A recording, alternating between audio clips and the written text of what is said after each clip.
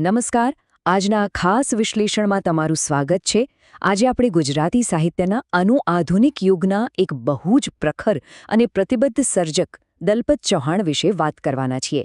ખાસ કરીને સાહિત્યના વિદ્યાર્થીઓ માટે આ એક બહુ જ રસપ્રદ વિષય છે. આપણે એ જોઈશું કે દલપત ચૌહાણ કઈ રીતે પોતાના સાહિત્યનો ઉપયોગ દલિત ચેતના અને સામાજિક સંઘર્ષોને અવાજ આપવા માટે કરે છે. તો ચાલો તરત જ શરૂઆત કરીએ. હવે આગળ વધતા પહેલા એક બહુ જ મોટો અને વિચારવા જેવો પ્રશ્ન થાય. કોઈપણ જાતના ભૌતિક શસ્ત્ર વિના કોઈ પીડિત સમુદાય પોતાનો બદલો કઈ રીતે લઈ શકે? સામાન્ય રીતે આપણે એવું જ વિચારીએ કે પ્રતિકાર એટલે હિંસા અથવા હથિયાર, બરાબર ને?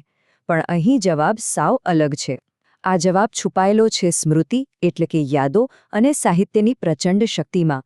દલપત ચૌહાણનું સાહિત્ય આપણને બરાબર એ જ બતાવે છે કે કોઈ સમુદાય પોતાના ઇતિહાસને, પોતાની સ્મૃતિને જાળવી રાખીને કેવી રીતે એક જબરદસ્ત સામાજિક પ્રતિકાર નોંધાવી શકે છે. તો આજના આપણા આ વિશ્લેષણના મુખ્ય પડાવો આ પ્રમાણે રહેશે. આપણે હિજરત અને સાહિત્યિક ચેતનાથી શરૂ કરીશું, ત્યારબાદ ગીધમાં દર્શાવેલ વ્યવસ્થાગત શોષણ, બદલો વાર્તામાં વૈચારિક પ્રતિકાર, તેમના વિવિધ સાહિત્યિક સ્વરૂપો અને છેલ્લે સાહિત્યિક સિદ્ધાંતોના પુનર્ગઠન પર ચર્ચા કરીશું. ચાલો સૌથી પહેલા વિભાગ 1થી શરૂઆત કરીએ. હિજરત અને દલિત સાહિત્યિક ચેતના. હવે જુઓ, દલપત ચૌહાણના સાહિત્યને ખરા અર્થમાં સમજવું હોય ને તો સૌથી પહેલાં તો તેમના સ્થળાંતરને સમજવું પડે. કારણ કે એમનું સાહિત્ય કોઈ હવામાં કરેલી કલ્પના નથી, પણ પોતાના નકરા અનુભવોનો નિચોડ છે. 1940માં મહેસાણાના મંડાલી ગામે તેમનો જન્મ થયો, પણ માત્ર 9 વર્ષની ઉંમરે 1949માં પરિસ્થિતિઓ એવી ઊભી થઈ કે તેમણે પોતાનું ગામ છોડીને અમદાવાદના રખિયાલ ખાતે હિજરત કરવી પડી. સમય જતાં 1978માં મહારાષ્ટ્રની પ્રખ્યાત દલિત પેન્થરસ ચળવળનો તેમના પર ઊંડો પ્રભાવ પડ્યો અને ત્યાંથી જ તેમણે પોતાની વેદનાને સાહિત્યના પાના પર ઉતારવાનું નક્કી કર્યું. આગળ જતાં 1990ના દાયકામાં તેમની મુખ્ય નવલકથાઓ પ્રકાશિત થઈ.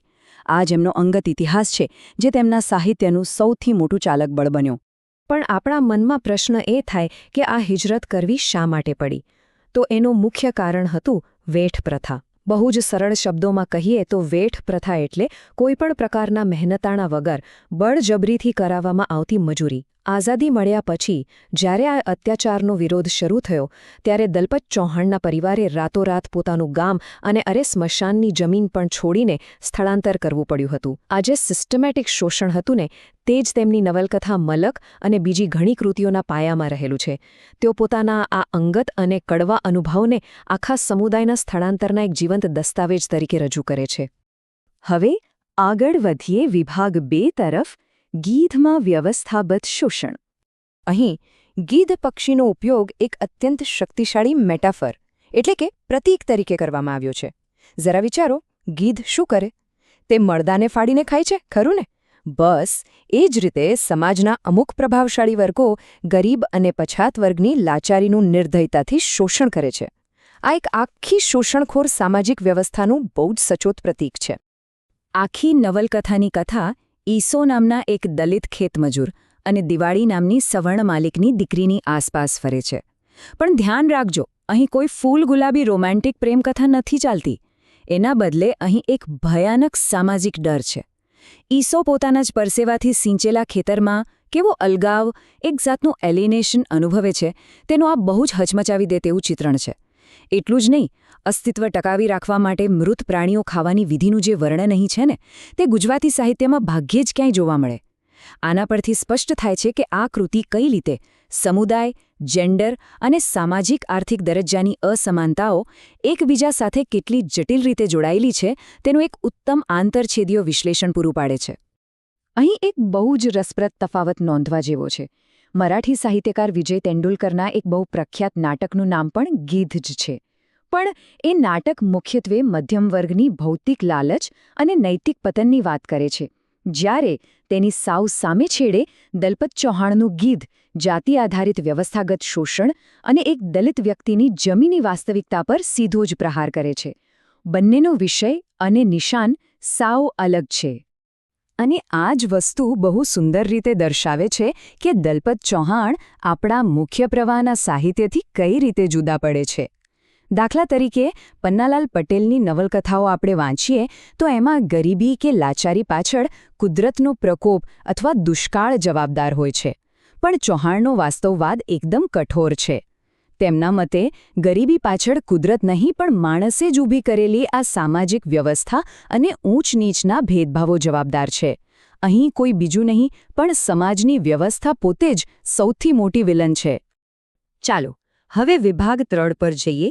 બદલો, વૈચારિક પ્રતિકાર અને સ્મૃતિ. આ વાર્તાની શરૂઆતમાં જ એક બહુ અસરકારક ભૌગોલિક દ્રશ્ય આવે છે. ગામના છેવાડે આવેલો દલિતવાસ. હવે આ કોઈ સામાન્ય પૃષ્ઠભૂમિ નથી. એને એક અદૃશ્ય ઇલેક્ટ્રિક વાડ તરીકે વર્ણવવામાં આવી છે. જો કોઈ નીચલા વર્ગની વ્યક્તિ એ વાડ પાર કરે તો તેને સીધો સામાજિક કરંટ લાગે છે. પણ બીજી બાજુ સત્તાધારી વર્ગના વજેસંગ ગમે ત્યારે તેમાં ઘૂસીને બીમાર અને વૃદ્ધ ગોકુળને ઢોર માર મારી શકે છે.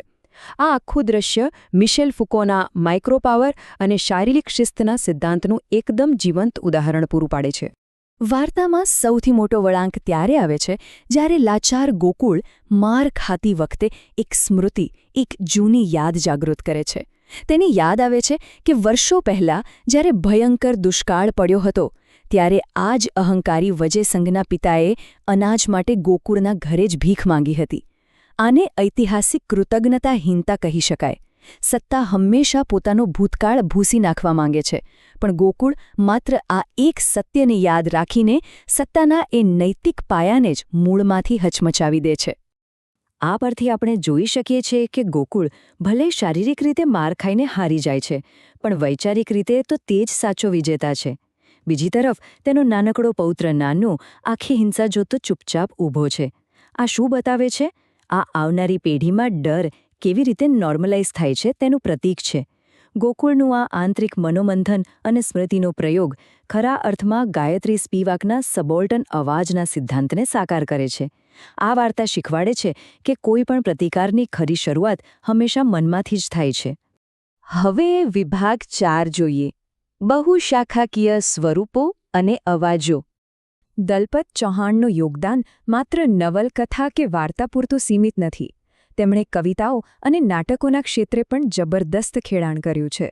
તેમની નવલકથાઓ જેવી કે ભળભાંખડું અને રાશ્વા સૂરજ ખૂબ જ લોકપ્રિય અને પુરસ્કૃત થઈ છે.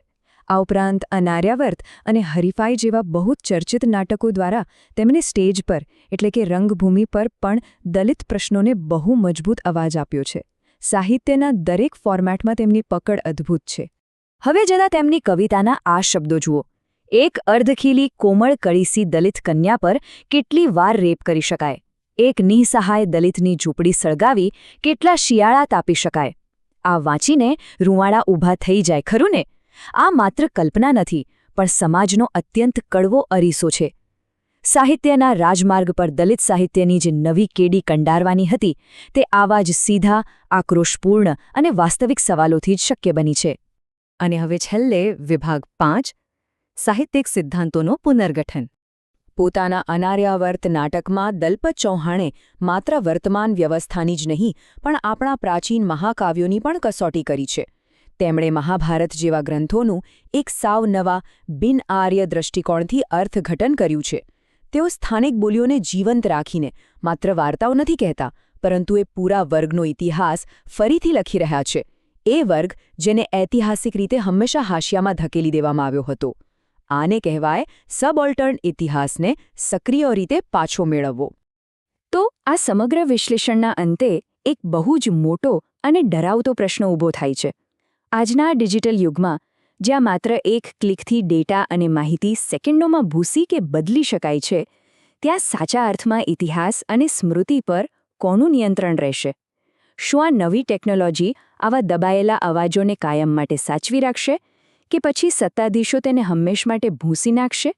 આ એક એવો પ્રશ્ન છે જે આપણને બધાને વિચારતા કરી મૂકે છે, કારણ કે ગમે તે થાય ઇતિહાસ ક્યારેય ભૂલી શકાય નહીં અને ભૂલવો પણ ન જોઈએ. તો આ ઊંડાણપૂર્વકના વિશ્લેષણમાં મારી સાથે જોડાવા બદલ તમારા સૌનો ખૂબ ખૂબ આભાર.